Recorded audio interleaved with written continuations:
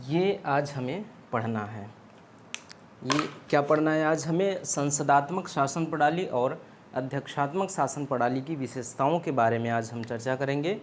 और इसका जो उदाहरण है, संसदात्मक शासन प्रणाली किस किस देश में चल रहे हैं और अध्यक्षात्मक शासन प्रणाली किन किन देशों में चल रहे हैं, इन सब बातों पे हम लोग आज चर्चा करेंगे। इससे पहले जब हम संसदात्मक शासन प्रणाली की बात कर रहे होंगे तो एक शब्द आने वाला है, उसे कहते हैं शक्ति पृथक्करण का सिद्धांत। तो ये स्टार्ट करने से पहले हम लोग शक्ति पृथक्करण का सिद्धांत क्या है इसको देख लेते हैं। तो आइए देखते हैं कि क्या है शक्ति पृथक्करण का सिद्धांत। शक्ति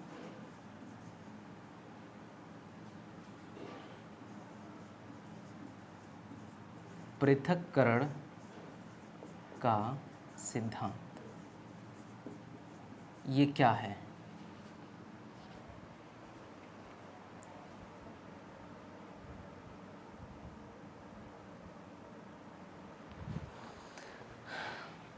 अगर हम शक्ति पृथक्करण का सिद्धांत की बात करें तो सबसे पहले हम देखें, एक मिनट लाइट कट गई।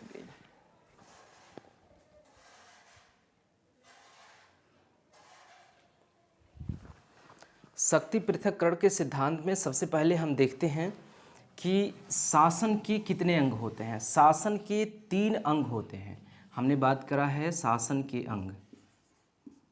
शासन के अंग, तो शासन के अंग कितने होते हैं? तो हमने देखा है कि शासन के अंग या कभी कभी हम सरकार के प्रमुख अंग के नाम से जानते हैं, ये है विधायिका,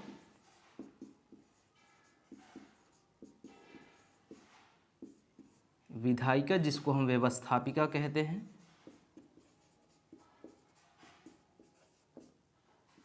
एक मिनट देख लेते हैं कि ये दिख कहाँ तक रहा है।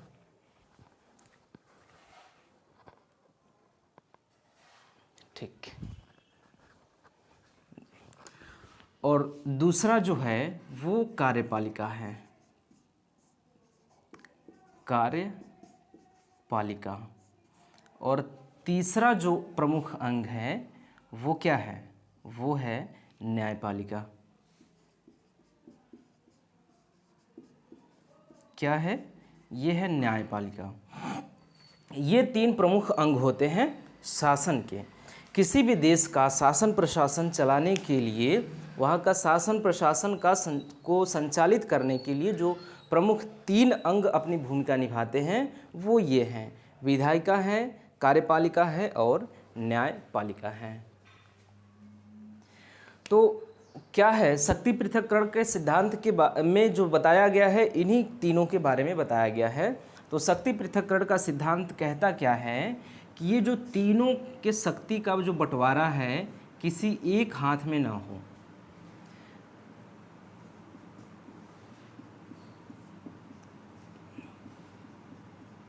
तीनों अंगों का वितरण इस प्रकार न हो कि ये तीनों अंग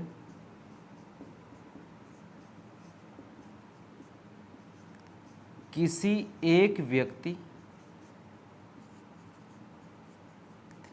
या संस्था के हाथ में आ जाए। ये शक्ति पृथक्करण का सिद्धांत कहता है। ये शक्ति पृथक्करण का सिद्धांत कहता है कि ये जो 3 अंग हैं सरकार के या शासन के 3 प्रमुख अंग हैं, इन तीनों का बंटवारा इस प्रकार से होना चाहिए कि ये अलग अलग हाथों में हो। किसी अलग व्यक्ति या संस्था के हाथों में विधायिका का संचालन हो, और जो कार्यपालिका का नियंत्रण है, जो कार्यपालिका का कार्य है वो किसी और के हाथ में हो, और न्यायपालिका का जो शक्ति है वो किसी और के हाथ में हो। तो ये कहता है शक्ति पृथक्करण का सिद्धांत। ऐसा हो, अगर मान लेते हैं कि जो कार्यपालिका और विधायिका और न्यायपालिका अगर किसी एक व्यक्ति के हाथ में हो जाए तो क्या होगा? मान लेते हैं व्यक्ति ए है और इन्हीं के हाथ में, इन्हीं के नियंत्रण में क्या है, विधायिका भी है, विधायिका, इन्हीं के हाथ में है कार्यपालिका,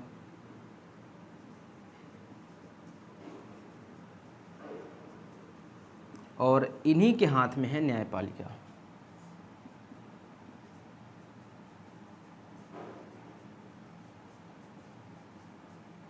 न्यायपालिका, ये तीनों शक्तियाँ एक ही व्यक्ति के हाथ में हो जाएं तो क्या होगा। क्या काम है विधायिका का? विधायिका का काम है, ये कौन सा कार्य करती है विधायिका? विधायिका क्या कार्य करती है कि विधायिका कानून बनाने का काम करती है। ये क्या करती है? कानून बनाती है, कानून बनाना। और इसका क्या काम है? ये है कानून लागू करना। कानून को लागू करने का काम वो कार्यपालिका का है। कानून को लागू करने का काम किसका है? कार्यपालिका का। कानून को लागू करना और यहाँ पे न्याय देना, न्याय देना, ये तीन काम हैं और तीन अलग अलग संस्थाओं द्वारा किया जाता है किसी भी देश के शासन प्रशासन को संचालित करने के लिए। तो अगर ये तीनों शक्तियाँ किसी एक व्यक्ति विशेष के हाथ में आ जाए तो ये होगा कि अगर विधायिका, क्योंकि कानून बनाना है विधायिका का काम, कानून बनाना विधायिका का कार्य है। अगर विधायिका जैसा मन चाहेगी वैसा कानून बनाएगी, जैसा मन चाहेगी अपने हितकारी कानून बनाएगी, जनता के अगर हित में हो ना हो ये मैटर नहीं रखता। अगर ये अपने मन से कोई कानून बनाना चाहती है जिससे इसके हित में हो, या यूँ कह ले कि गैर कानूनी टाइप का अगर कोई कानून हो, अगर वो भी बनाना चाहती है तो ये विधायिका बना सकती है। क्योंकि जो न्याय को ये जो ए है यही है विधायिका, विधायिका इसी के पास में है। और ए अगर कोई कानून बनाना चाहता है तो मनमाने ढंग से कानून बना सकता है। कौन? ए, क्योंकि इसके पास कानून बनाने की शक्ति है। और अगर कानून बन गया तो सब उसके बाद एक चुनौती आती है सामने कानून लागू करने की, तो कानून लागू भी कर देगा, क्योंकि ये जो कानून लागू करने की शक्ति, क्योंकि ये कार्यपालिका के अंतर्गत, कार्यपालिका इसी के अंतर्गत है, तो कार्यपालिका इसी के अंतर्गत है तो कानून लागू भी आराम से करवा देगा।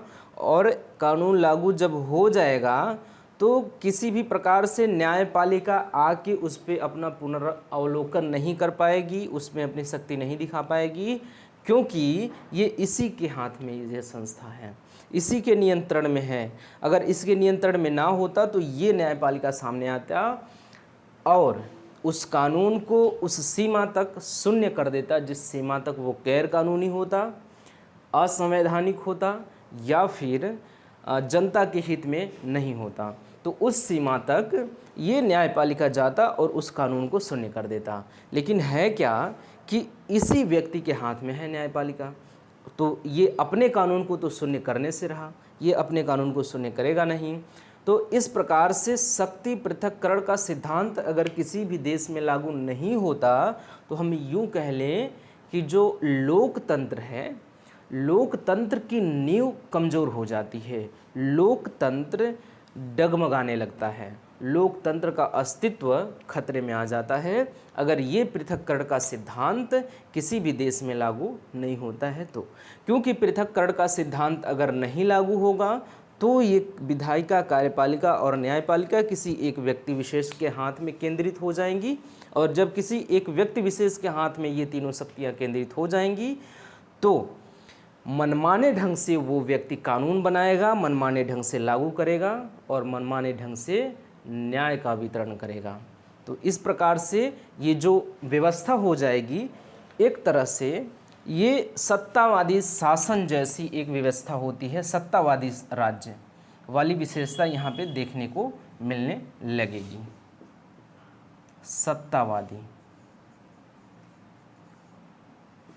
सत्तावादी राज्य होता है, इसके बारे में हमने बात किया है, हमने विस्तार से पढ़ लिया है कि सत्तावादी राज्य क्या होते हैं और कितने प्रकार के होते हैं। इसी सत्तावादी राज्य में हम देखते हैं कि जो ये क्या है कि जो राजतंत्र है, जो तानाशाही है, जो सैन्य शासन है, इस प्रकार के शासन व्यवस्था सत्तावादी शासन में आते हैं। तो तानाशाही जैसी व्यवस्था, राजतंत्र जैसी व्यवस्था, जो वंशानुगत शासन जैसी व्यवस्था यहाँ पे देखने को मिलेगी। तो ये है शक्ति पृथक्करण के सिद्धांत के न होने से जो समस्या उत्पन्न होगी ये। तो शक्ति पृथक्करण का सिद्धांत ये कहता है कि ये जो तीनों शक्तियाँ हैं अलग अलग हाथों में दी जाएं, एक ही हाथों में न दी जाके। शक्ति का पृथक्करण, शक्ति का बंटवारा होना चाहिए, शक्ति का विकेंद्रीकरण होना चाहिए, केंद्रीकरण नहीं होना चाहिए इन संदर्भ में।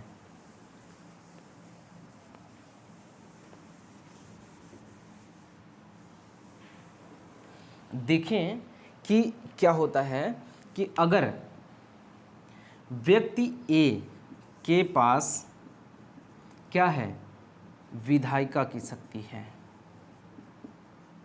विधायिका। व्यक्ति बी के पास कार्यपालिका है,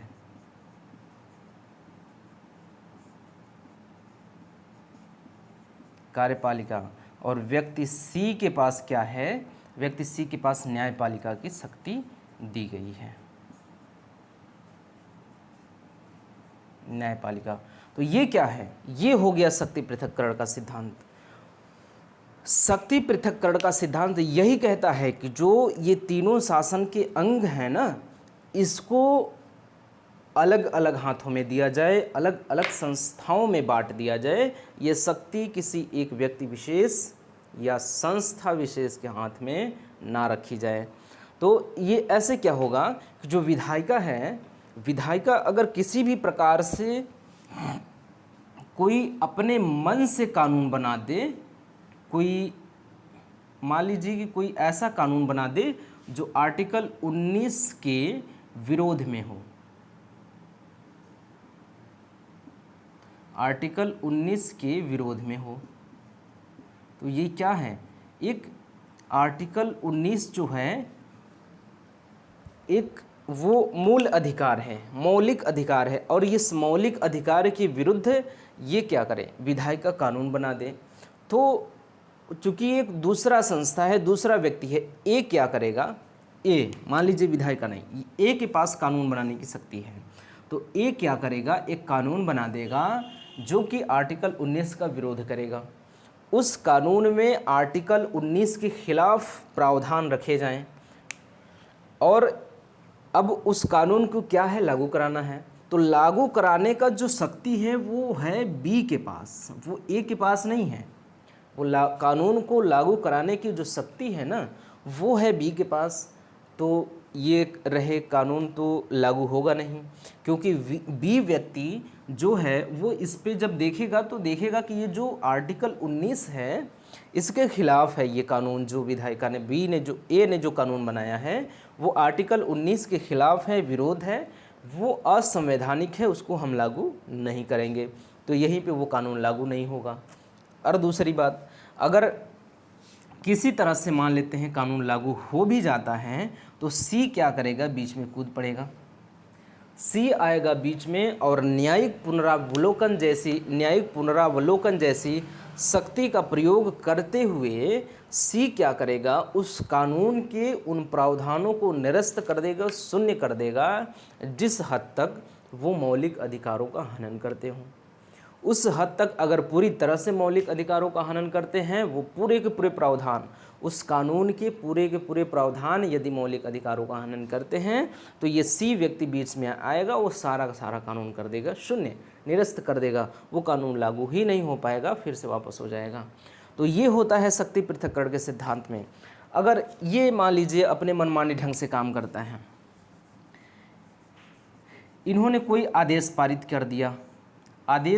कर दिया कि सरकार के खिलाफ कोई भी अगर कुछ बोलेगा, सरकार के खिलाफ कोई अगर कुछ बोलता है तो उसको सीधे पकड़ लिया जाएगा और जेल में बंद कर दिया जाएगा। ये आदेश पारित कर देता है कार्यपालिका, क्योंकि सरकार मुख्य रूप से यही होती है। तो ये सरकार के खिलाफ कोई बोले तो उसको जेल में बंद कर देगा, तो ये भी आर्टिकल 19 के खिलाफ ये कानून हो जाएगा।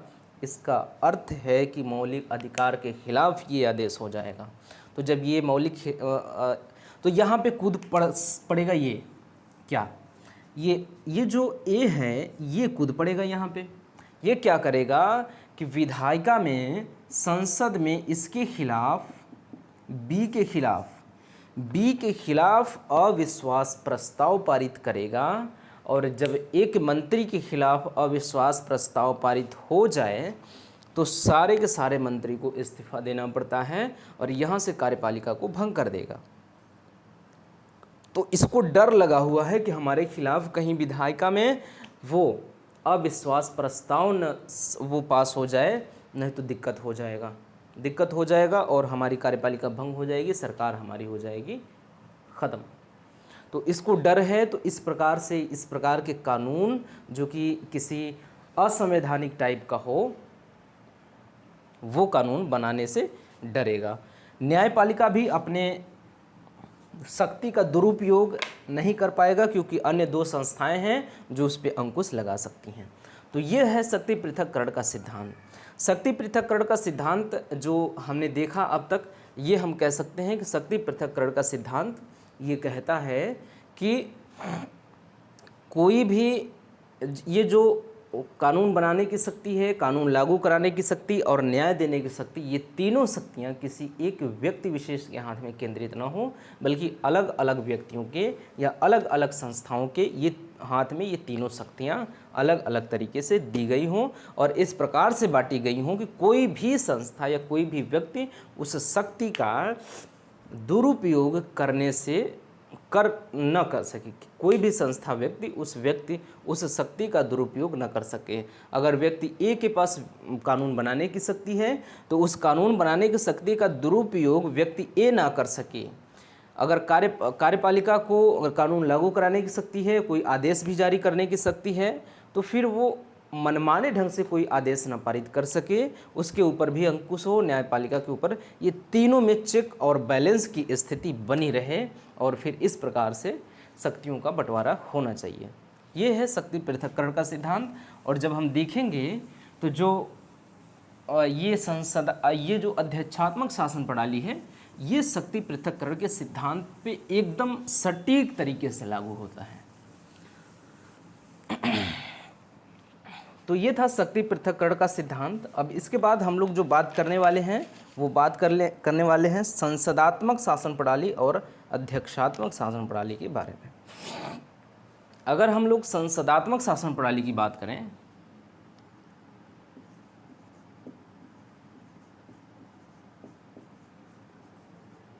संसदात्मक शासन प्रणाली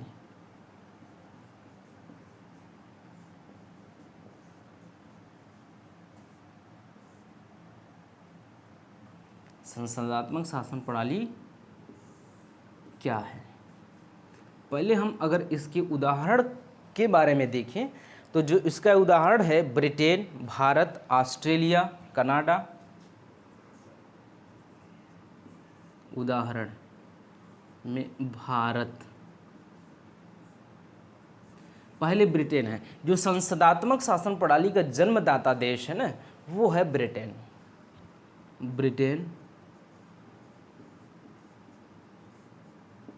भारत, ऑस्ट्रेलिया,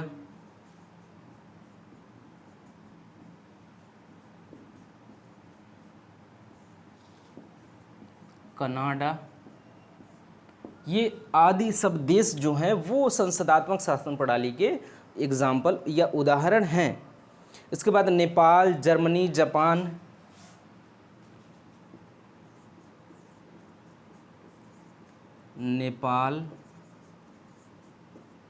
जर्मनी व जापान आदि।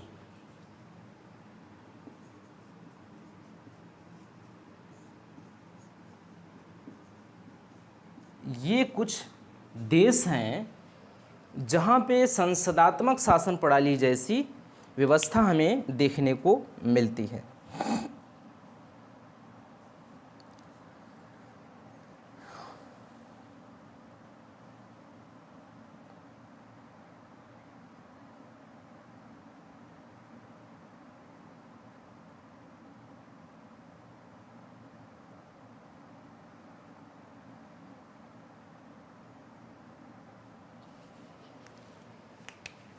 इसके बाद अगर हम लोग यहाँ पे सबसे पहले अगर हम संसदात्मक शासन प्रणाली के एक विशेषता की बात करें तो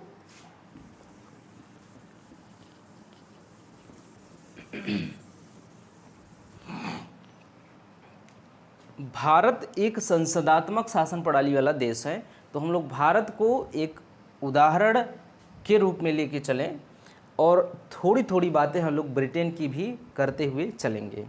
तो अगर व्यवस्थापिका या विधायिका की बात करें भारत में जो व्यवस्थापिका है या विधायिका है, हम लोग उसे क्या कहते हैं? हम लोग उसको कहते हैं संसद। संसद भारत में ये है।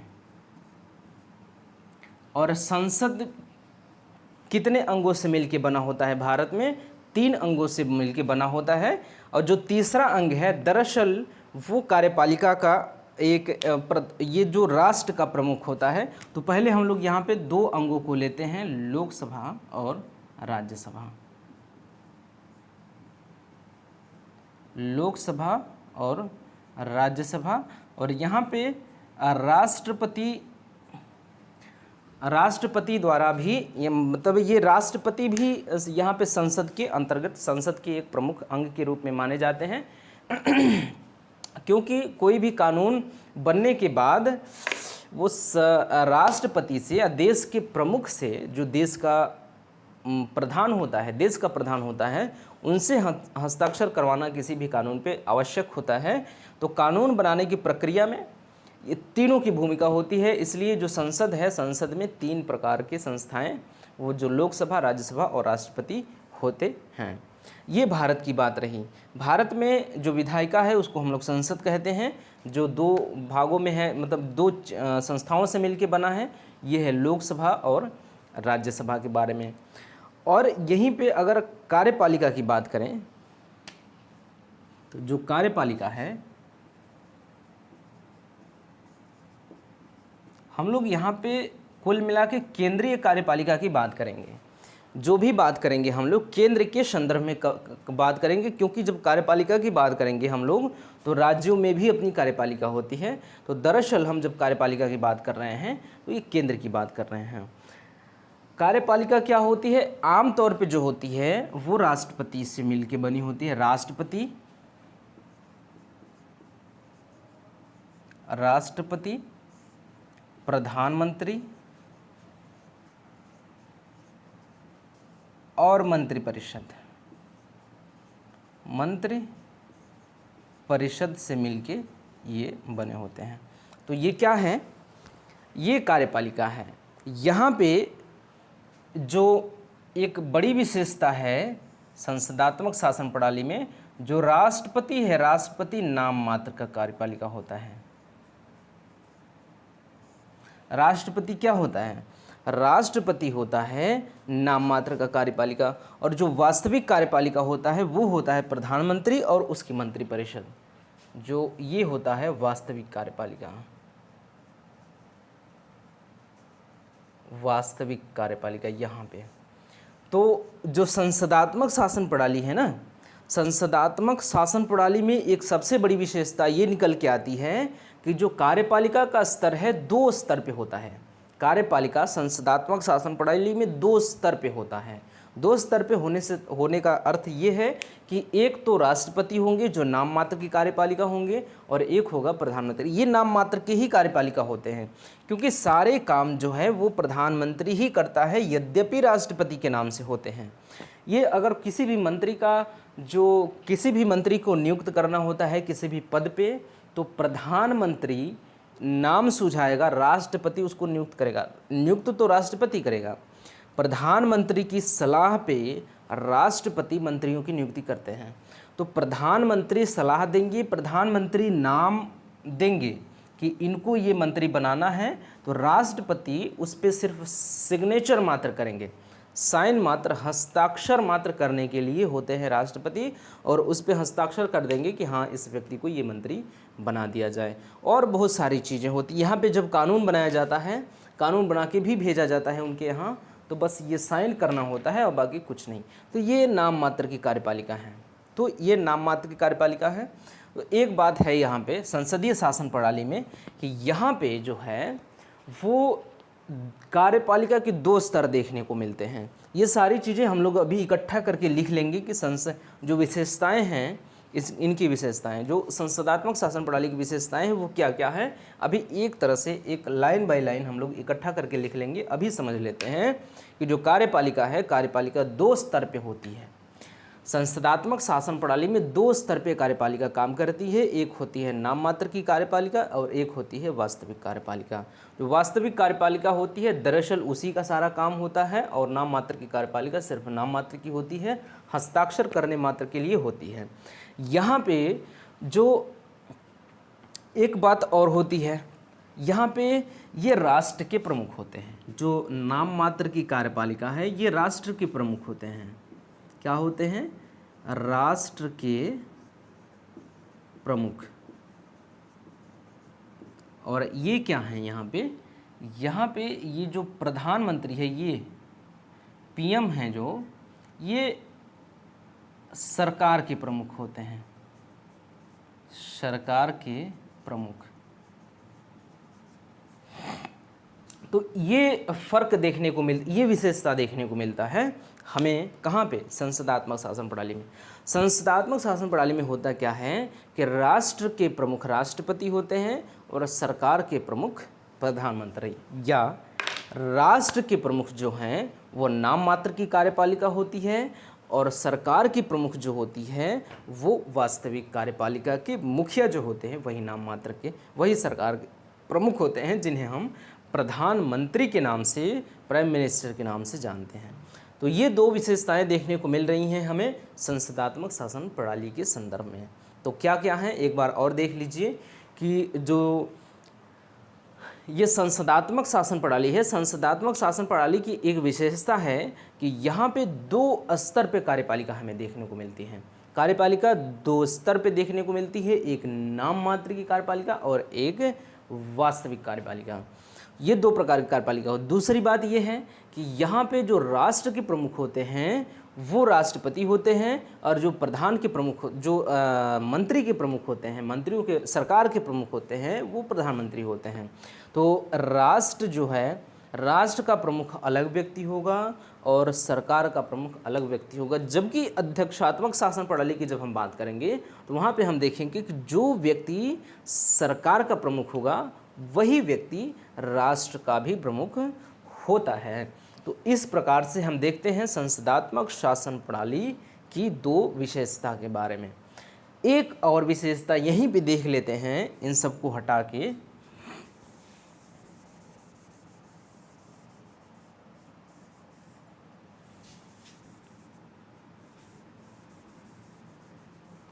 इतनी बातें हमने कर ली, अब देखना है हमें यहाँ से कर देते हैं इसको गायब। भारतीय संविधान की अगर हम बात करें तो एक यहाँ पे सब गायब कर देते हैं, अच्छे से समझ में आएगा।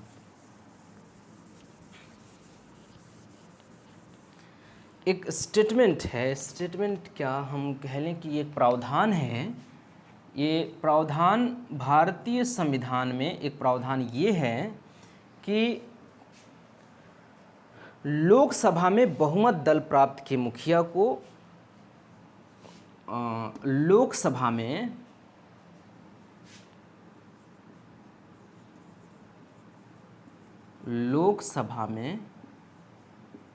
क्या है? बहुमत प्राप्त दल,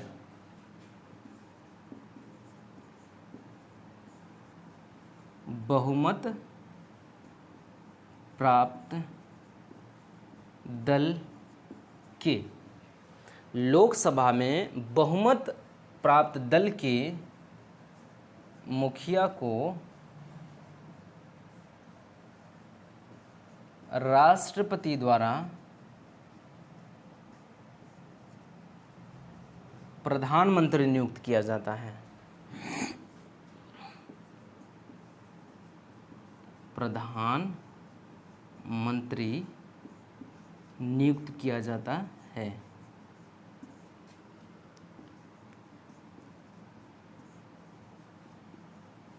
ये प्रावधान हमें किस तरफ इशारा करता है?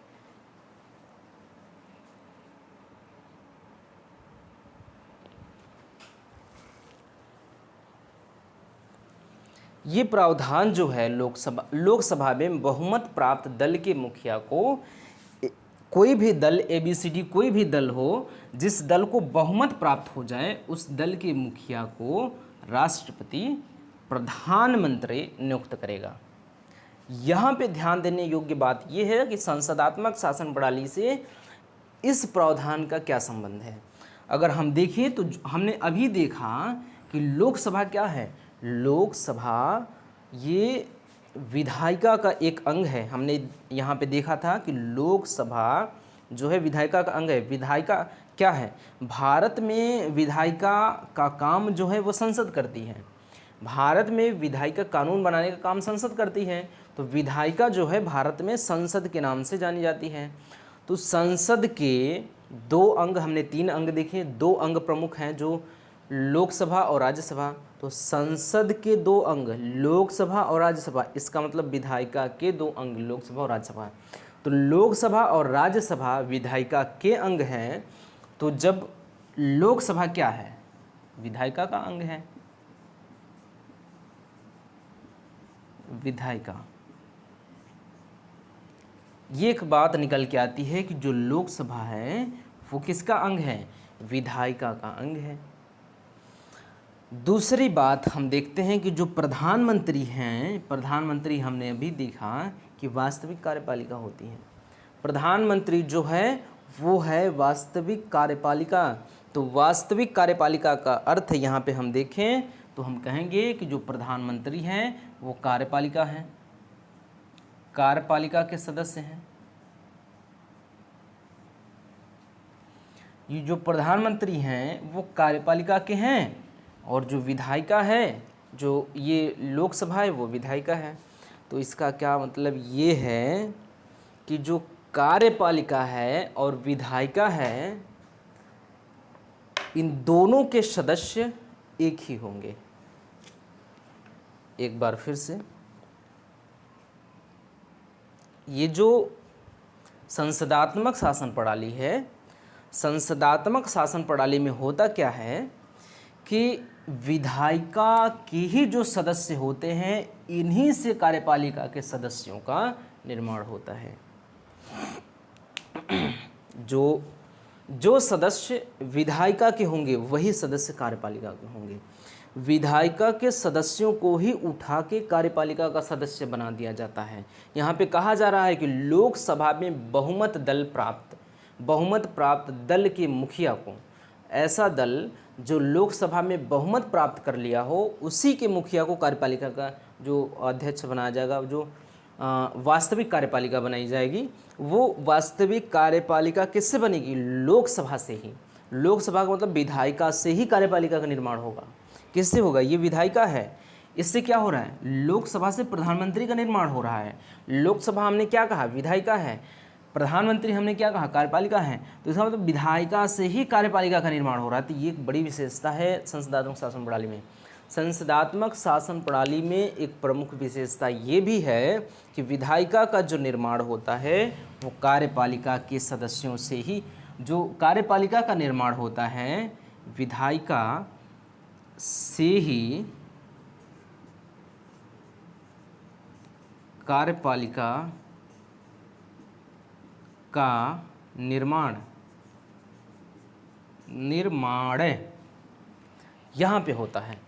तो विधायिका के सदस्यों को ही उठा के कार्यपालिका के सदस्य के रूप में नियुक्त कर दिया जाता है। और एक प्रावधान और है भारतीय संविधान में, जिसको देखते ही और स्पष्ट रूप से हम समझ पाएंगे कि हाँ, ये बात है कि विधायिका से ही कार्यपालिका का निर्माण होगा, और बहुत ही ज़रूरी है विधायिका से कार्यपालिका का निर्माण करना। ये एक आवश्यक शर्त है भारतीय संविधान में या किसी भी संसदात्मक शासन प्रणाली वाले देश के प्रावधानों में। इसके बाद क्या कहा जाता है, नियुक्त किया जाता है। इसके बाद का है एक प्रावधान आगे कहा जाता है कि प्रधानमंत्री राष्ट्रपति क्या करेगा? प्रधानमंत्री की सलाह पे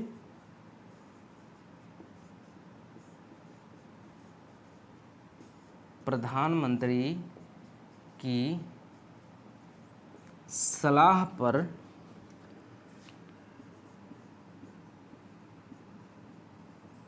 राष्ट्रपति द्वारा अन्य मंत्रियों की नियुक्ति की जाती है। अन्य मंत्रियों की नियुक्ति की जाती है।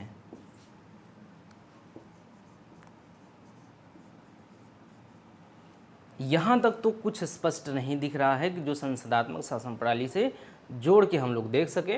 प्रधानमंत्री की सलाह पर राष्ट्रपति द्वारा अन्य मंत्रियों की नियुक्ति की जाती है। अब मंत्रियों की जो योग्यता है उसके बारे में लिखता है, उसके बारे में ये भारतीय संविधान प्रावधान करता है कि मंत्री बनने की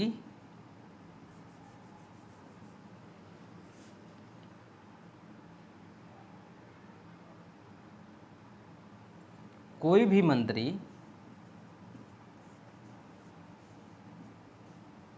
कोई व्यक्ति मंत्री तभी बन सकता है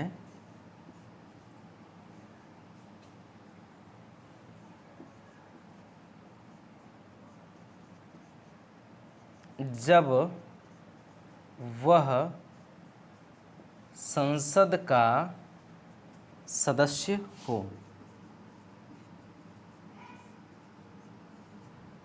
यदि वह संसद का सदस्य नहीं है तो मंत्री बनने के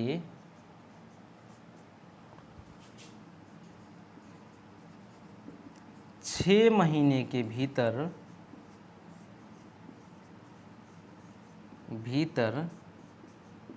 संसद के उसे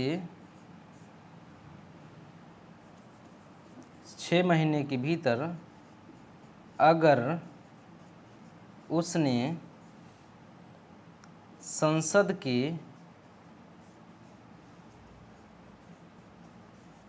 किसी एक सदन की सदस्यता नहीं ले पाता है तो उसको मंत्री पद से हटा दिया जाएगा। ये आमतौर पे यही प्रावधान है।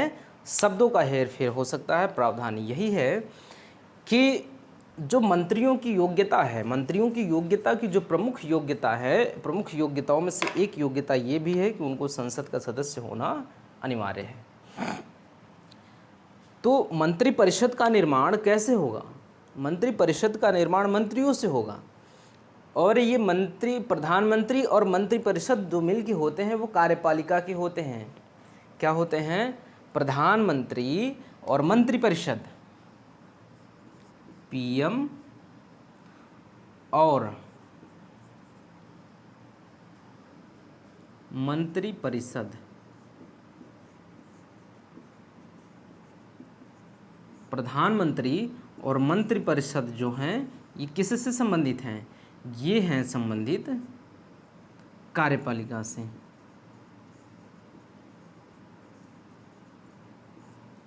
और ये जो संसद है, संसद किससे संबंधित है? संसद संबंधित है ये विधायिका से।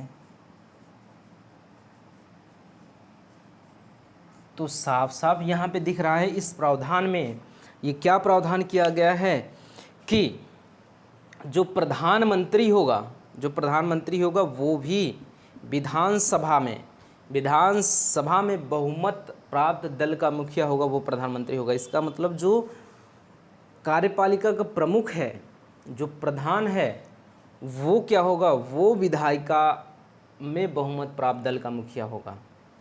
तो इसका मतलब ये है कि विधायिका से ही कार्यपालिका का निर्माण हो रहा है। किससे? विधायिका से ही कार्यपालिका के प्रमुख का निर्माण हुआ है। यहाँ तक कि मंत्रिपरिषद जो है, मंत्रिपरिषद के बारे में लिखा गया है कि राष्ट्रपति, प्रधानमंत्री की सलाह पे राष्ट्रपति नियुक्त करेगी, अन्य मंत्रियों की नियुक्ति राष्ट्रपति करेगा प्रधानमंत्री की सलाह पे। लेकिन प्रधानमंत्री भी ऐसे ही मंत्री की सलाह देगा, ऐसे ही मंत्री का नाम राष्ट्रपति को भेजेगा, ऐसे ही व्यक्ति का नाम राष्ट्रपति को भेजेगा कि इस व्यक्ति को मंत्री बनाया जाए। तो वो व्यक्ति का नाम जो भेजेगा वो संसद का सदस्य होना चाहिए, वो संसद का सदस्य होगा ही। राष्ट्रपति ऐसे ही मंत्री की ऐसे ही व्यक्ति की सिफारिश करेगा कि इसको मंत्री बनाया जाए जो कि संसद का सदस्य हो। तो मंत्रियों की, अन्य मंत्रियों की नियुक्ति भी इसी विधायिका से भी ही हो रहा है। और यहाँ पर एकदम अनिवार्य है उसे संसद का सदस्य होना। इसका मतलब ये है कि अनिवार्य रूप से विधायिका से कार्यपालिका का ही निर्माण होगा। कार्यपालिका में एक भी व्यक्ति इधर उधर से नहीं आएंगे, एक भी व्यक्ति। हालांकि राष्ट्रपति द्वारा कुछ जो राष्ट्रपति को शक्तियां दी गई हैं, कुछ वो संसद में सदस्य हैं उनको नियुक्त करने के, लेकिन वो अलग बात है। तो यहाँ पे ये है कि एक भी ऐसा मंत्री नहीं है आमतौर पे जो कि संसद का सदस्य न हो। इसका मतलब कि अनिवार्य रूप से विधायिका से ही कार्यपालिका का निर्माण होता है संसदात्मक शासन प्रणाली में। संसदात्मक शासन प्रणाली में अनिवार्य रूप से विधायिका से ही कार्यपालिका का निर्माण होता है। वही सदस्य जो विधायिका के सदस्य होते हैं, कार्यपालिका के भी सदस्य होते हैं। जो कार्यपालिका के सदस्य होते हैं वो विधायिका के सदस्य होते हैं। तो सबसे बड़ी विशेषता ये होती है संसदात्मक शासन प्रणाली में कि जो कार्यपालिका है, कार्यपालिका और विधायिका में घनिष्ठ संबंध पाया जाता है। एक विशेषता ये है, क्या है कि कार्यपालिका और विधायिका में घनिष्ठ संबंध पाया जाता है संसदात्मक शासन प्रणाली में। हमने ये प्रावधानों के आधार पर देख लिया कि भारत में इस प्रकार के कैसे प्रावधान दिए गए हैं। और यहाँ तक कि ये भी लिख दिया गया है कि कोई भी ऐसा व्यक्ति जिसको मंत्री बना दिया जाता है और संसद का सदस्य वो नहीं है, तो वो 6 महीने के भीतर संसद के किसी भी सदन की सदस्यता हासिल कर ले, अन्यथा उसको मंत्री पद से हटा दिया जाएगा। ये कितनी अनिवार्यता है कि वो विधायिका से ही होना चाहिए जो कार्यपालिका का सदस्य है। कार्यपालिका का सदस्य विधायिका से ही होना चाहिए, ऐसा अनिवार्य है। तो ये विशेषता है यहाँ पे संसदात्मक शासन प्रणाली की कि जो विधायिका है, जो कार्यपालिका का निर्माण जो है वो विधायिका के सदस्यों से ही होता है।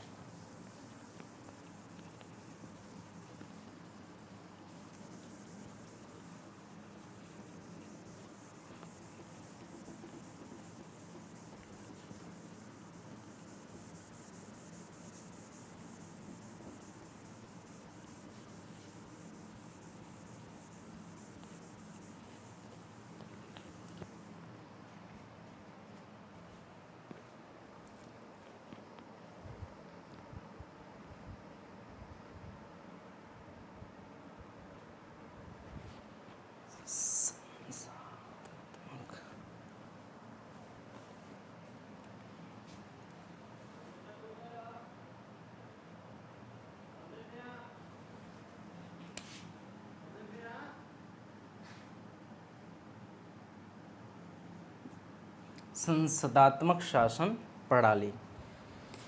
तो इसकी एक विशेषता हमने देखा कि क्या देखा हमने कि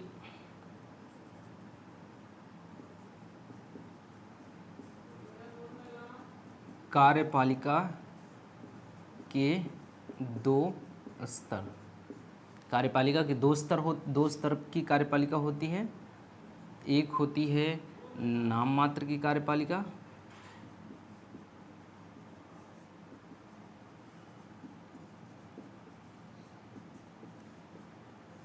और दूसरी जो है वो वास्तविक कार्यपालिका है।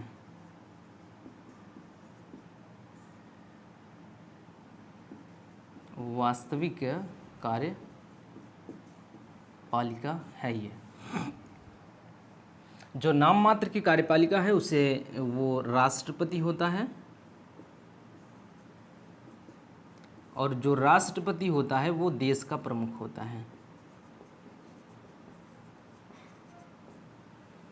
और जो वास्तविक कार्यपालिका है वो पीएम है, प्रधानमंत्री हैं, और प्रधानमंत्री और काउंसिल ऑफ मिनिस्टर ये होते हैं, और ये होते हैं वास्तविक कार्यपालिका। और ये जो इसमें से प्रधानमंत्री होते हैं वो होते हैं सरकार के प्रमुख।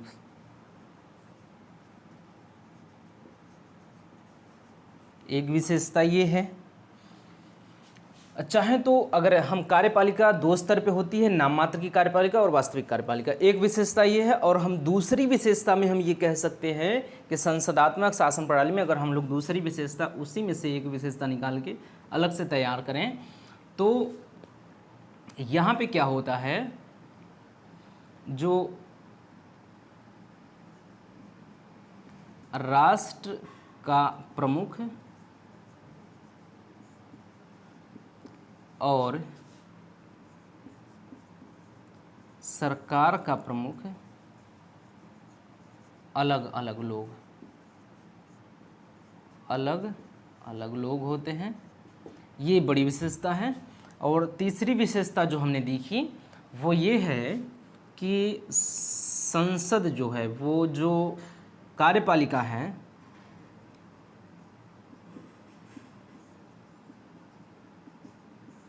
कार्यपालिका का निर्माण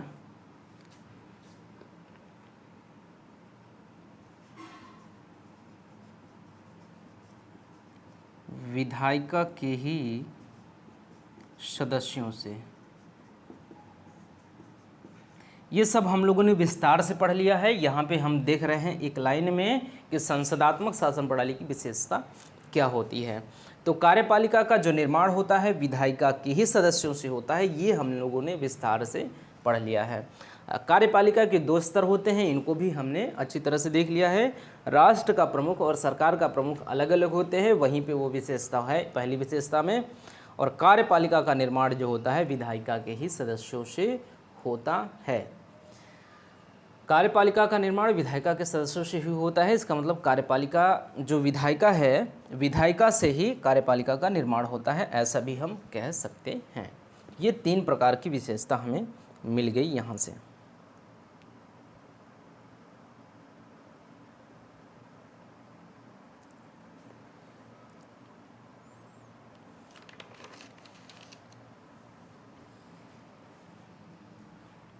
अर्थात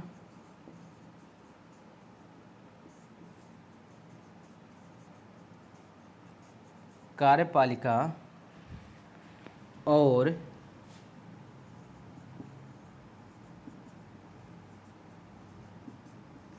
विधायिका में घनिष्ठ संबंध,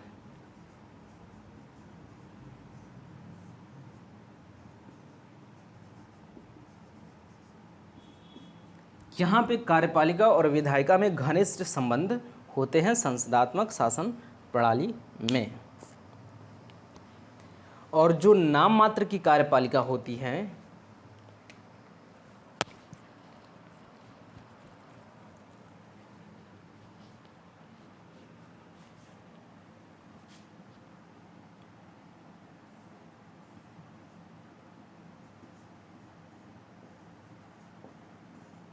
डी जुरे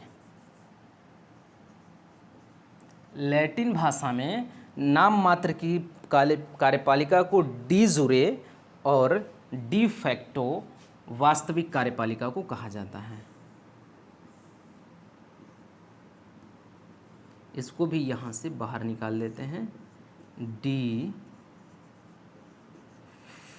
फैक्टो। ये लैटिन भाषा है। लैटिन भाषा में जो डी जुरे है वो नाम मात्र की कार्यपालिका है और जो डी फैक्टो है वो है वास्तविक कार्यपालिका। तो ये प्रमुख विशेषताएं हैं। और अन्य जो विशेषताएं हैं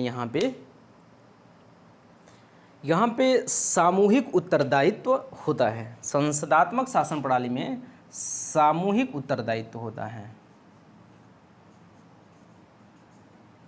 सामूहिक उत्तरदायित्व होता है। संसद के प्रति सामूहिक उत्तरदायित्व होता है। संसदात्मक शासन, सामूहिक उत्तरदायित्व संसद के प्रति।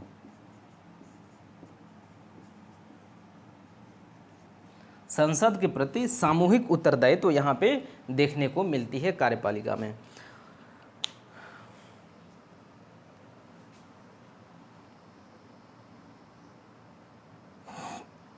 तो सामूहिक उत्तरदायित्व जो है, इसकी अगर हम लोग व्याख्या करें, अब एक एक विशेषताएं दो चार और छुटी हुई हैं, उसके बारे में बात कर लेते हैं और उसकी व्याख्या हम लोग देख लेते हैं।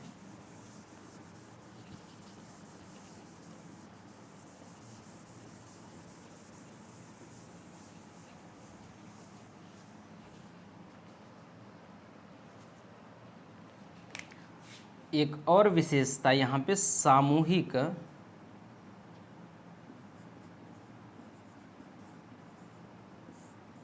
और व्यक्तिगत उत्तरदायित्व।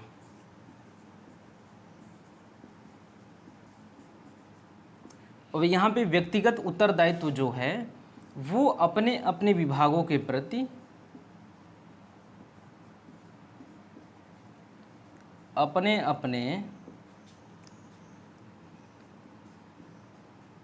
विभागों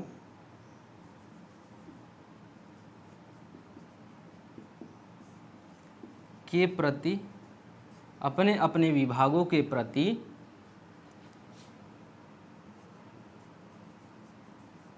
सभी मंत्री की अपनी जवाबदेही होती है। जवाबदेही होती है, होना भी चाहिए और है भी। ऐसा है कि कोई भी व्यक्ति, कोई भी अगर रेलवे मंत्री है तो वो अपने रेलवे विभाग के प्रति वो उसको उत्तरदायित्व होना चाहिए। वो व्यक्तिगत रूप से रेलवे विभाग के प्रति उत्तरदायित्व होना चाहिए। उसके प्रति जल विभाग मंत्री जो है, उसके प्रति बिजली विभाग वाला मंत्री जो है वो उत्तरदायित्व नहीं होगा। रेलवे विभाग मंत्री, अगर रेलवे विभाग का मंत्री है, रेलवे विभाग का जो मंत्री है उसके रेलवे विभाग के प्रति वही मंत्री उत्तरदायित्व होगा। वही मंत्री, जैसे ये रेलवे विभाग का मंत्री है और रेलवे विभाग का मंत्री है यक्ष, तो ये इसी के प्रति उत्तरदायित्व होगा। और जो है होम मिनिस्टर है, गृह मंत्रालय का जो विभाग का जो मंत्री है वो है वाई, तो ये इसी के प्रति उत्तरदायित्व होगा। तो व्यक्तिगत उत्तरदायित्व देखने को मिले, व्यक्तिगत रूप से गृह मंत्रालय के प्रति उत्तरदायित्व होंगे ये वाई, और व्यक्तिगत रूप से रेलवे मंत्रालय के जो उत्तरदायित्व होंगे, रेलवे मंत्रालय से संबंधित जो जवाबदेही होगी, वो जवाब देने का जो ये अधिकार है वो है एक्स व्यक्ति के पास। ऐसा नहीं है कि ये जो एक्स है होम मिनिस्टर या गृह मंत्रालय के प्रति उत्तरदायित्व होंगे, और ऐसा भी नहीं है कि जो वाई व्यक्ति होंगे रेलवे मंत्रालय के प्रति उत्तरदायित्व होंगे। यहाँ पे व्यक्तिगत उत्तरदायित्व देखने को मिलती है। संसदात्मक शासन प्रणाली में प्रत्येक व्यक्ति व्यक्तिगत रूप से अपने मंत्रालय के प्रति उत्तरदायित्व होता है, अपने विभाग के प्रति उत्तरदायित्व जवाबदेहीता अपने पास रखता है। और सामूहिक उत्तरदायित्व का क्या तात्पर्य है?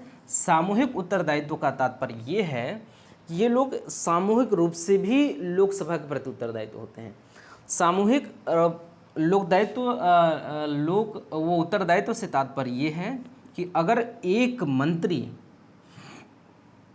यदि एक मंत्री के विरुद्ध अविश्वास प्रस्ताव पारित हो गया तो सभी मंत्रियों को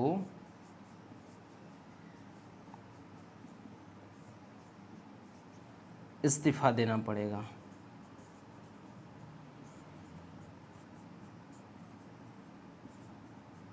इस्तीफा देना पड़ेगा। तो ये है सामूहिक उत्तरदायित्व है। अगर गृह मंत्रालय द्वारा कोई गलती की जाती है, अगर नकारा टाइप का कोई अगर गृह मंत्री हो जाता है तो उस और खूब अच्छा खूब बढ़िया ये रेलवे मंत्री हो जाता है, लेकिन एक नकारा एक बेकार गृह मंत्री की वजह से एक अच्छे रेलवे मंत्री भी अपने पद से हटाए जा सकते हैं। तो इस प्रकार से सामूहिक उत्तरदायित्व भी होता है। अगर कोई भी गलती होता है और किसी एक व्यक्ति के खिलाफ अगर संसद में अविश्वास प्रस्ताव पारित हो जाता है तो सामूहिक रूप से पूरी की पूरी मंत्रिपरिषद, ये पूरी कार्यपालिका जो है, मंत्री, प्रधानमंत्री, मंत्रिपरिषद सहित सभी मंत्रियों की जो इस्तीफा है, सभी मंत्रियों को मंत्री पद से निरस्त कर दिया जाएगा, कार्यपालिका ही भंग कर दी जाएगी वहाँ पे। तो सामूहिक रूप से उत्तरदायित्व भी वहाँ पे देखने को मिलता है। तो यहाँ पे हमने क्या देखा, सामूहिक और व्यक्तिगत उत्तरदायित्व क्या है। सामूहिक एक एक लाइन है और एक एक लाइन की अच्छी तरह से व्याख्या है, यहाँ पे आप आराम से समझ सकते हैं। सामूहिक और व्यक्तिगत उत्तरदायित्व एक संसदात्मक शासन प्रणाली की प्रमुख विशेषताओं में से एक है। और सामूहिक और व्यक्तिगत उत्तरदायित्व का हमने अर्थ समझा, जहाँ पे व्यक्तिगत उत्तरदायित्व का अर्थ है कि जो व्यक्ति, कोई व्यक्ति किसी भी मंत्रालय का अगर मंत्री है तो व्यक्तिगत रूप से उस मंत्रालय का उत्तरदायित्व अपने पास रखता है, जवाबदेही अपने पास रखता है। यहाँ से वो संसद में जाएगा, लोकसभा में जाएगा, तो उससे वहाँ पे सवाल पूछा जाएगा कि आपने अपने विभाग के प्रति कौन कौन से काम किए हैं, कौन कौन सी गड़बड़ियाँ हुई हैं, ये सब अगर गड़बड़ी हुई है तो क्यों हुई है, इसका जवाब मांगा जाएगा। जवाबदेहिता होती है ये, क्योंकि एक ही घर है, एक ही घर में दोनों को बैठना है, क्योंकि एक ही व्यक्ति दोनों है, एक ही घर है, इसी घर में दोनों को बैठना है। ये है विधायिका, ये घर है विधायिका नाम से, और जो कार्यपालिका के अध्यक्ष हैं और जो विधायिका के अध्यक्ष हैं वो इसी घर में बैठेंगे, इसी घर में बैठेंगे। और जब बैठेंगे तो इनसे सभी लोग जवाब पूछेंगे, जवाब मांगेंगे कि आपने उस विभाग के प्रति क्या गलतियां की हैं, वो गलतियां क्यों की हैं, और फिर क्या काम किया है, क्या अच्छे काम किए हैं, आप उसको दिखाइए। तो उनसे जवाब मांगा जाएगा अपने। और ऐसा नहीं है कि गृह मंत्रालय के संबंध में सभी मंत्रियों से जवाब मांगा जाए कि गृह मंत्रालय के लिए आपने क्या काम किया, एक्स ने। आप अगर बिजली विभाग के अध्यक्ष, बिजली विभाग के मंत्रालय हैं, बिजली मंत्रालय हैं, वो मंत्री हैं, बिजली विभाग के मंत्री हैं, तो आपसे ये नहीं पूछा जाएगा कि आपने गृह मंत्रालय के प्रति क्या काम किया, आपने गृह मंत्रालय के प्रति क्यों काम नहीं अच्छा किया।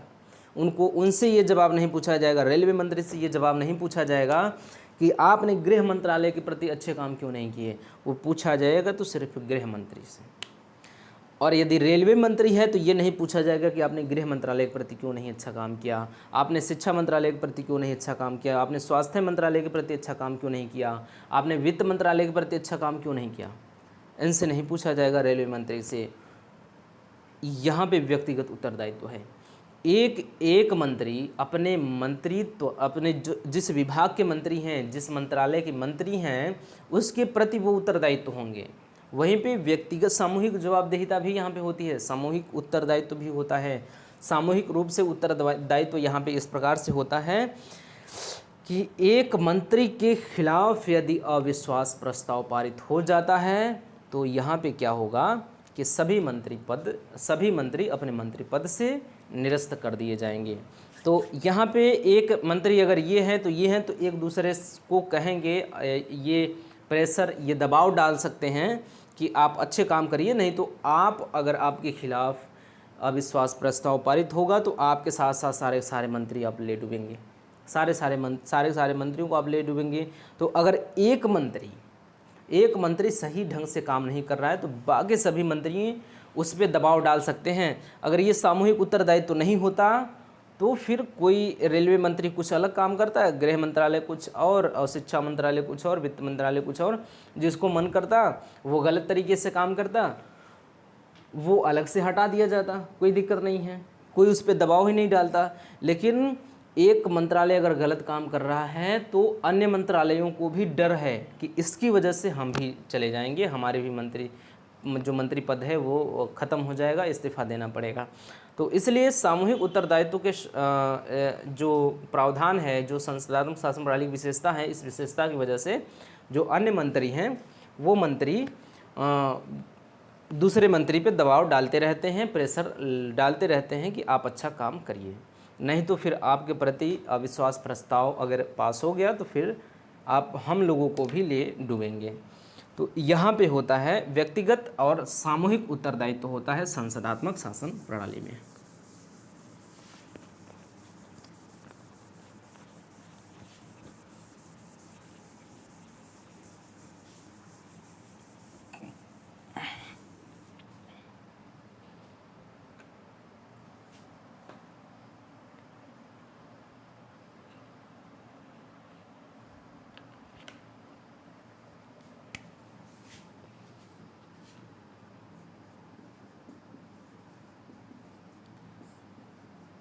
प्रधानमंत्री द्वारा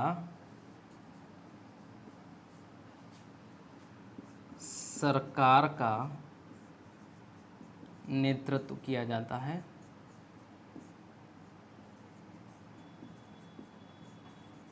ये विशेषता है और इसको, ये जो शब्द है व्याख्या की उम्मीद नहीं करता है क्योंकि ये साफ साफ है और मंत्रिपरिषद का निर्माण पीएम द्वारा ही किया जाता है और मंत्रिपरिषद का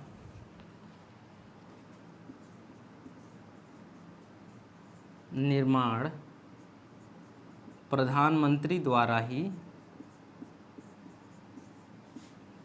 किया जाता है।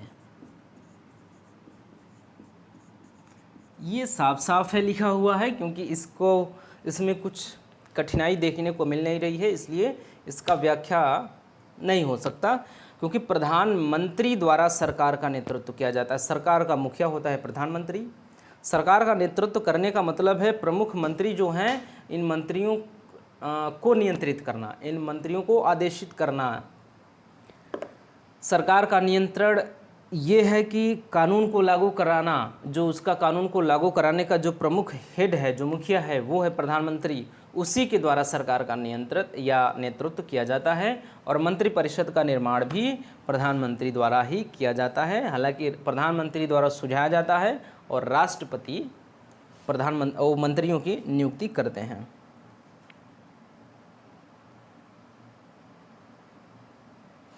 और बाकी सब चीज़ें हैं कि कोई भी मंत्री संसद का सदस्य होना चाहिए, अगर वो संसद का सदस्य नहीं है तो फिर उसे मंत्री नहीं बनाया जाएगा। ये बातें हमने देख ली। और फिर एक और बात है कि हाँ, संसद की सदस्यता 6 महीने के भीतर अगर ले लेता है वो मंत्री तो मंत्री रह जाएगा, अन्यथा उसकी मंत्री पद से उसको निरस्त कर दिया जाएगा। ये सारे प्रावधान, ये सारे वो जो विशेषताएं हैं संसदात्मक शासन प्रणाली से संबंध, वो हमने देख लिया है।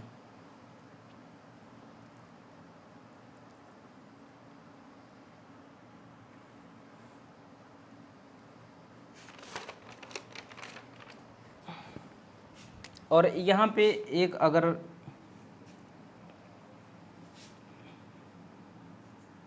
देखें तो जो कार्यपालिका है, कार्यपालिका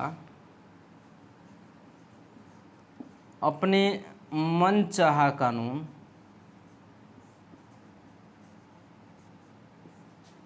विधायिका से पास करा सकती है।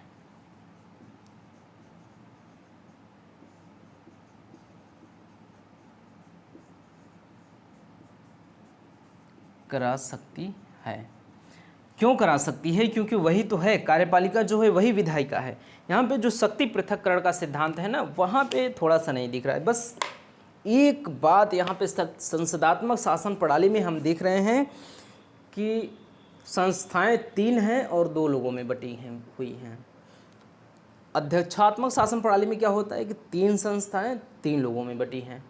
3 संस्थाएं 3 लोगों में बटी हैं। इस प्रकार से जो ये है पृथक्करण का सिद्धांत, जो शक्ति पृथक्करण का सिद्धांत है, वो वहाँ पे कहाँ पे, अध्यक्षात्मक शासन प्रणाली में ना, अध्यक्षात्मक शासन प्रणाली में अच्छे तरीके से काम कर रहा है। लेकिन संसदात्मक शासन प्रणाली में थोड़ा सा मिस्टेक यहाँ पे ये हो गया है कि 3 संस्थाएं हैं, शासन के 3 प्रमुख अंग हैं और 2 लोगों में बांट दिया गया है। 2 लोगों में से मतलब ये है कि जो विधायिका है और कार्यपालिका है वो एक ही लोग में है, व्यक्ति ए और व्यक्ति बी में बांट दिया गया है। अगर हम देखें तो 3 संस्थाएं हैं, ए बी सी में बंटना चाहिए था, ए बी सी में बंटना चाहिए था, लेकिन हुआ क्या कि एक संस्था जो अब क्या है कि सी नहीं है, सिर्फ ए और बी है, यहीं पे 2 संस्थाएं बांट दी गई हैं और इनको एक, इस प्रकार से बंटवारा हुआ है। शक्तियों का बंटवारा इस प्रकार से हुआ है। एक ही व्यक्ति के पास 2 शक्तियां दी गई हैं, एक ही संस्था के पास, मतलब दो शक्तियां जो हैं, 2 अंग हैं, 2 प्रकार की शक्तियां हैं, कानून बनाने की शक्ति और कानून लागू कराने की शक्ति किसी एक व्यक्ति के ही हाथ में दी गई हैं।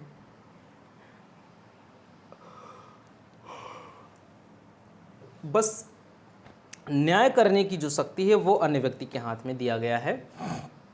तो इस प्रकार से शक्तियों का बंटवारा जो है वो 2 स्तर पे ही हुआ है। तो कार्यपालिका अपने मनचाहा कानून यहाँ पे बना सकता है, आराम से बना सकता है, क्योंकि जो कार्यपालिका है, अगर हम लोग ये कार्यपालिका मान लें और ये विधायिका मान लें, तो यही तो ए व्यक्ति जो है ना, वो कार्यपालिका का भी सदस्य है और विधायिका का भी सदस्य है। तो कार्यपालिका का जो प्रधान है, क्योंकि हमने कहा कि बहुमत प्राप्त दल का जो मुखिया है वो प्रधानमंत्री बनेगा और प्रधानमंत्री द्वारा ही अन्य मंत्रियों की नियुक्ति की जाएगी, मतलब अन्य मंत्री परिषद का निर्माण प्रधानमंत्री द्वारा ही किया जाएगा। तो इसमें क्या होगा कि जो संसद है, संसद में जो लोकसभा में बहुमत दल जो प्राप्त है, जो बहुमत प्राप्त दल है, उसी का मुखिया प्रधानमंत्री है। अगर वो कानून बनाना चाहेगा तो वही फिर विधायिका में ही, संसद में भी वही जाएगा वोट देने के लिए, और वहाँ पे उसे बहुमत प्राप्त है, आराम से कोई कानून पास करा सकता है, उसके पास बहुमत है, बहुमत के आधार पे वो कानून पास करा लेगा। तो कोई भी अपने मन से मनचाहा कानून कार्यपालिका अपने मनचाहा कोई भी कार्यपालिका, जैसे कार्यपालिका है कोई कानून लागू कराना चाहती है, वो आदेश पारित करके नहीं लगा पा रही है, वो कानून कठिन है, तो उसको कानून बनाना चाहती है कार्यपालिका अगर, तो आराम से कानून बना सकती है, क्योंकि वही कार्यपालिका है, उसको ही लागू करना है और उसको ही बनाना है। बनाने की भी शक्ति इसी के पास है और लागू करने की भी शक्ति इसी के पास है। तो इस प्रकार से हम देखते हैं संसदात्मक शासन प्रणाली में। और संसदात्मक शासन प्रणाली में एक दोष ये है कि यहाँ पे विशेषज्ञता जो है वो मायने नहीं रखता। जैसे हम देख लेते हैं विशेषज्ञता के संदर्भ में यहाँ पे कि क्या है संसदात्मक शासन प्रणाली में। ये एक दोष के रूप में अगर हम देखें तो देख सकते हैं, और यहाँ पे भी एक दोष के रूप में हम देख सकते हैं। ये दोष ही है कि कार्यपालिका अपने मनचाहा कानून बना सकती है। कार्यपालिका, अब वही दोष भी हो सकता है, वही गुण भी हो सकता है। जैसे अगर कार्यपालिका अपने मन से कानून बना रही है, कार्यपालिका कोई अच्छा कानून, कोई अच्छा कानून अपने मन से बनाना चाहती है। कार्यपालिका है ए व्यक्ति पास, हम बात कर रहे हैं शक्ति पृथक्करण के सिद्धांत की, पहले शक्ति पृथक्करण के सिद्धांत की बात कर रहे हैं। अभी हम लोग अध्यक्षात्मक शासन प्रणाली पढ़े नहीं हैं, तो अध्यक्षात्मक शासन प्रणाली के नाम नहीं ले रहे हैं, हम ले रहे हैं शक्ति पृथक्करण का सिद्धांत का नाम ले रहे हैं। तो शक्ति पृथक्करण के सिद्धांत में क्या होगा कि ए के पास है कार्यपालिका की शक्ति, और ए क्या कर रहा है, और बी के पास है क्या, कानून, ये है विधायिका, विधायिका। अब क्या करेगा कि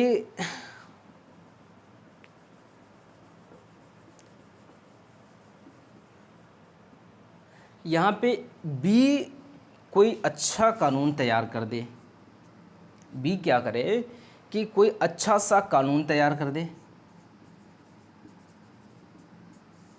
अच्छा कानून बना दे।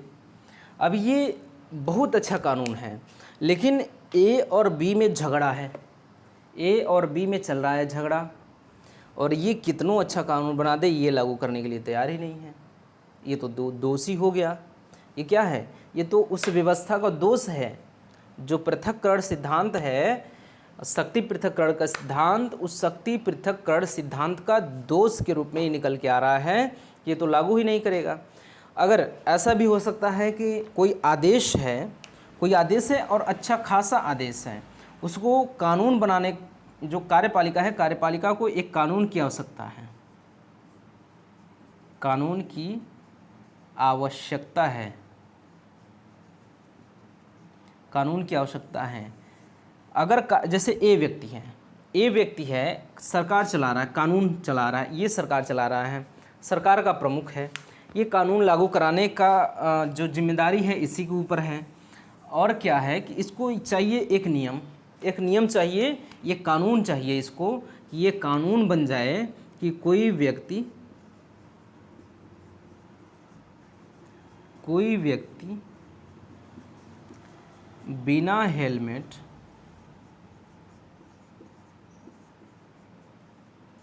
गाड़ी चलाएगा तो 1000 का जुर्माना या 6 महीने जेल, ऐसा एक कानून चाहता है कार्यपालिका ए एक ऐसा कानून चाहता है जिसमें ये प्रावधान किया गया हो कि कोई व्यक्ति बिना हेलमेट गाड़ी नहीं चलाएगा, अगर चलाता है तो उसको 1000 जुर्माना या फिर 6 महीने का जेल या फिर दोनों हो सकता है, ऐसा कानून बना दे। लेकिन बी ये कानून बनाने के लिए तैयार ही नहीं है। बी क्या है, बी कानून बनाने के लिए तैयार ही नहीं है। और अगर ए ऐसा आदेश पारित कर दिया है और वो आदेश के प्रति, वो आदेश के हिसाब से चल रहा है, कानून अभी नहीं बना है, लेकिन ये विधायिका क्या करेगा कि अविश्वास प्रस्ताव लाने की कोशिश करेगा। विधायिका में कार्यपालिका के सदस्यों के खिलाफ अविश्वास प्रस्ताव लाने का प्रयास करे और अविश्वास प्रस्ताव ला के हटा दे, ये दोष ही तो है। ये शक्ति पृथक्करण के सिद्धांत का यहाँ पे दोष हो जा रहा है। ये दोष है कि कार्यपालिका को किसी अच्छे कानून की आवश्यकता है, विधायिका कानून बनाने के लिए तैयार नहीं है, या विधायिका कोई अच्छे से अच्छा कानून बना दे रही है, दोनों में झगड़ा चल रहा है, कार्यपालिका कोई कानून लागू कराने के लिए तैयार ही नहीं है। ये शक्ति पृथक्करण का सिद्धांत का दोष है। ठीक, तो ऐसे में जो संसदात्मक शासन प्रणाली है, तो संसदात्मक शासन प्रणाली ये उसका जो विशेषता है वो अच्छी विशेषता मानी जाएगी। यहाँ पे अगर एक ही व्यक्ति के पास है, ये व्यक्ति है ए, इसी के पास दोनों शक्तियाँ हैं, तो क्या करेगा, ये कानून ये बना देगा और ये क्या करेगा, इस कानून को लागू करा देगा कि एक व्यक्ति बिना हेलमेट की गाड़ी नहीं चलाएगा, तो ये कानून लागू। यहाँ पे तो अच्छी विशेषता है। ठीक, ये यहाँ पे संसदात्मक शासन प्रणाली अच्छे देखने को मिल रही है ऐसी जगह पे। यहाँ पे इसकी आलोचना हम नहीं कर सकते, यहीं पे आलोचना भी कर सकते हैं। यहाँ पे आलोचना इस प्रकार से कर सकते हैं कि बुरा कानून अगर बना दिया जाए, यहाँ पे देख लीजिए, अगर किसी बुरे कानून की आवश्यकता हो, यहाँ पे गलत कानून एक ऐसा कानून हो कि सरकार के खिलाफ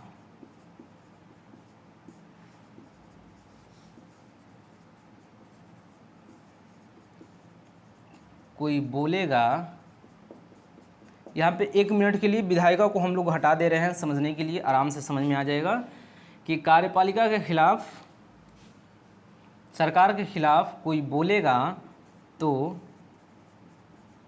उसको जेल में डाल दिया जाएगा। ये कानून है बनाना। अब ये कानून बनाना है और ए को बनाना है और ए को ही लागू करना है, तो क्या करेगा?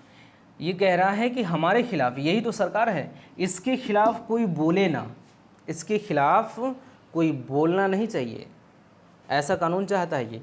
तो विधायिका टप से यही बना देगा कानून। लो भैया, कानून बन गया। और ये क्या करेगा? लागू कर देगा। लो, लागू हो गया। अब कोई बोलेगा ही नहीं सरकार के खिलाफ। ये तो यहाँ पे क्या है,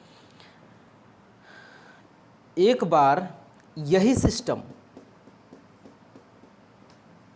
सिस्टम दोष था। कब? जब गलत कानून बनाया जा रहा था।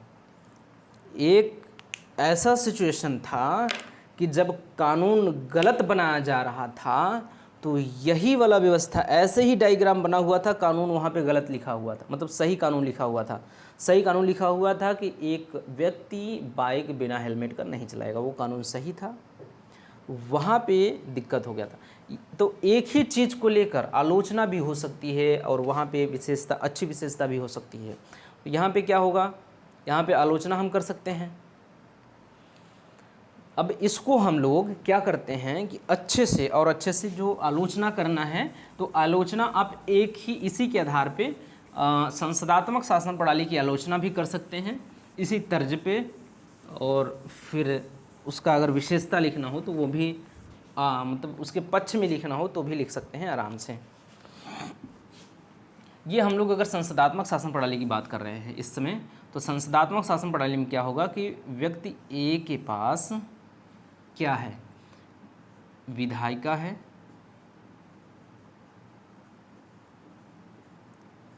और व्यक्ति बी के पास, ए के पास ही क्या है? कार्यपालिका है। ये है संसदात्मक शासन प्रणाली की विशेषता। संसदात्मक शासन प्रणाली की विशेषता है कि विधायिका और कार्यपालिका एक ही हाथ में है। कार्यपालिका, ये हमने देख लिया है। यहाँ पे हम लोग आलोचना भी कर सकते हैं और क्या कर सकते हैं, देखिए एक कानून हमने कहा था कि कोई व्यक्ति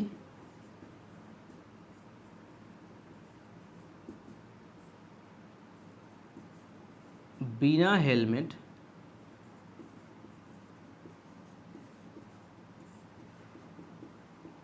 गाड़ी नहीं चलाएगा,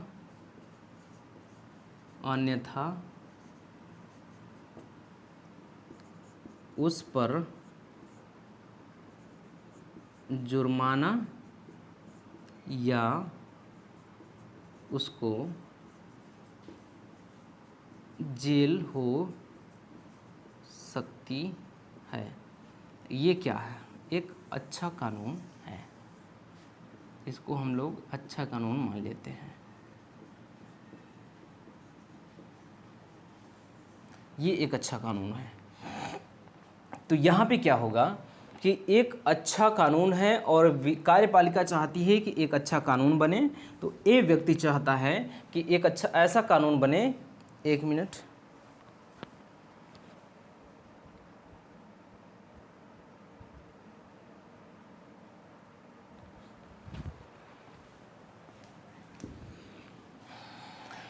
टाइम तो हो गया है, लेकिन इस बात को हम लोग यहाँ पे समझ लेते हैं कि संसदात्मक शासन प्रणाली, उसके बाद हम लोग अगले वीडियो में अध्यक्षात्मक शासन प्रणाली की बात करेंगे। समय क्योंकि हो गया है ख़त्म।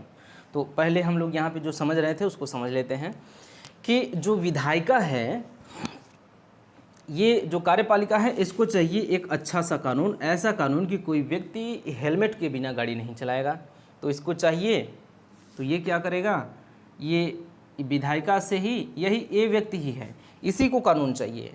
ये जो कार्यपालिका का काम कर रहा है, जब कानून बनाने का काम कर रहा है, आया है कानून लागू करने, तो देखा कि दिक्कत है, व्यक्ति को हेलमेट लगा के चलना चाहिए।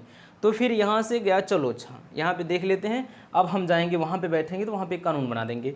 यही व्यक्ति जाएगा यहाँ बैठेगा और विधायिका में से एक कानून पास कर देगा। ये कानून जब फिर कहेगा अब कानून पास हो गया, तो यहाँ से उठ के आएगा घर में से और बाहर उस कानून को लागू कर देगा। वही व्यक्ति है, उसी को कानून बनाना है, उसी को लागू करना है, तो आराम से बन जाएगा, आराम से लागू कर देंगे। यहाँ पे क्या है, ये अच्छी विशेषता है, ये विशेषता जो है अच्छी विशेषता देखने को मिल रही है। ठीक, अब अगर वहीं पे व्यक्ति ए है, इसी के पास विधायिका है और इसी के पास क्या है, कार्यपालिका। कार्यपालिका इसी के पास है। अब यहाँ पे एक कानून ऐसा चाहिए इसको कि सरकार के खिलाफ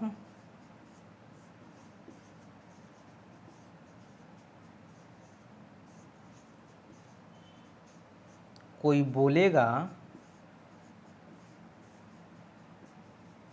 तो उसको जेल में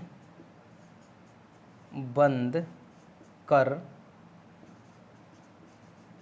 दिया जाएगा। ये क्या है, एक बुरा कानून है, ये गलत कानून है। अब क्या है, यही विशेषता अच्छी थी, यहाँ पे गलत हो जाएगी। यही एक विशेषता कि विधायिका और कार्यपालिका एक ही हाथ में है। विधायिका और कार्यपालिका जब एक ही हाथ में है तो यहाँ पे क्या होगा कि एक बार अच्छा हो जाएगा और गलत कानून बनाने पे भी गलत हो जाएगा। क्योंकि यहाँ पे क्या होगा कि कार्यपालिका जो है, सरकार ये है काम ठीक ठाक नहीं कर रही है, क्योंकि लोकतंत्र है। तो लोकतंत्र में जनता के पास ये अधिकार होना चाहिए कि वो सरकार के खिलाफ बोल सके, सरकार की आलोचना कर सके। तो सरकार की आलोचना कर रही है, सरकार सोच रही है कि कोई हमारी आलोचना करे, नहीं तो हमारे साख जो है वो कमज़ोर होती जा रही है, हमारा जो क्रेडिट है, क्रेडिट कमज़ोर हो जा रहा है। तो ऐसा करते हैं कि हम एक कानून बना देते हैं। ये सोच रहा है कि हम एक कानून बना देते हैं, हमारे खिलाफ कोई बोलेगा नहीं। तो जब कानून बनाने के लिए कहेगा चलो अच्छा, मार्केट में है, जब कानून जहाँ लागू होता है, जहाँ काम कर रहा है, तो फिर दिक्कत हो रही है, उसको देख रहा है कि वो आलोचना कर रही हैं, वो कर रहे हैं, वो कर रहे हैं, ऐसे सरकार है, निकम्मी है, ये है, वो है, सब बोल रहे हैं। चलो अच्छा, तुम लोग बोल रहे हो, बोलो। अब हम जा रहे हैं संसद में, विधायिका में जा रहे हैं, वहीं पे एक कानून लाएंगे, बिल लाएंगे, वहीं पे कानून पास करा देंगे, कानून बन जाएगा, तुम लोग बोलोगे तो जेल में डाल देंगे। यहाँ पे फ़ायदा उठा लेगा। ये क्या करेगा, विधायिका क्या करेगा, कानून बना देगा, कार्यपालिका क्या करेगा, कानून लागू कर देगा। यहीं पे ये विशेषता हो जाएगी आलोचना के रूप में, आलोचना हो जाएगा, या फिर बुरी विशेषता यहाँ पे हो जाएगी। ठीक, तो क्या है कि देख रहे हैं आलोचना कैसे हो सकता है।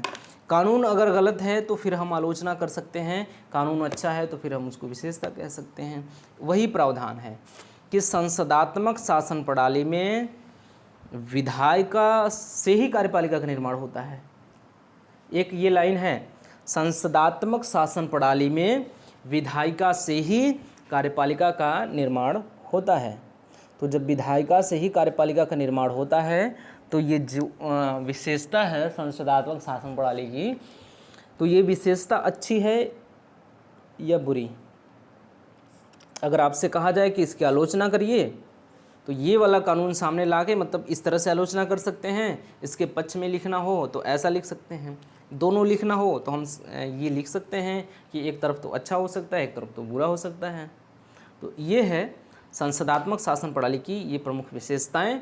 उसके बाद अगले वीडियो में हम अध्यक्षात्मक शासन प्रणाली की विशेषता की बात करेंगे और फिर वहाँ पे भी इस प्रकार से हालांकि ऐसे पढ़ना था कि संसदात्मक शासन प्रणाली की आलोचना, संसदात्मक शासन प्रणाली की विशेषता, तो हम लोग आलोचना भी कर सकते हैं। हमने सिर्फ एक प्रावधान, एक विशेषता की आलोचना किया, तो आप इस आधार पे आप अपने से दिमाग लगा के प्रत्येक प्रावधान की आलोचना आप कर सकते हैं आराम से। जैसे कि एक मंत्री अगर गलत काम कर रहा है तो सभी अच्छे मंत्रियों को उसके पद से हटा दिया जाएगा। एक मंत्री, एक अच्छा वित्त मंत्री एक बुरे गृह मंत्री की वजह से हटा दिया जाएगा।